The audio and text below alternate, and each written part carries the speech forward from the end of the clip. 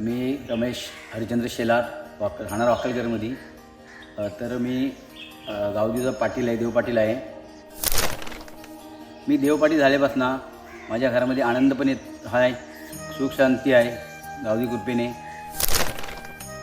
वाकलकर नाव देवीच्या ओळखलं जातो. वाकाय कालकाय ही एक म्हणजे जागृत देवी आहे.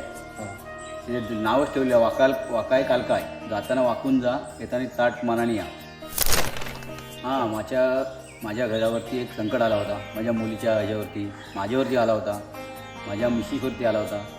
तर त्याच्यामध्ये फक्त मी गावदेवीचं नाव घेतला की तू काय, मी पाटील तुझा आहे. आता मी तुझी जशी पूजा करतो तशी तू माझी पण घरात काहीतरी सेवा कर.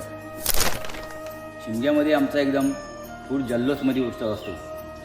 मुंबईवरून बाहेरची लोकं ही आमची होळी, गावदेवीची होळी बघायसाठी, पालखी बघायसाठी तिकडे येतात.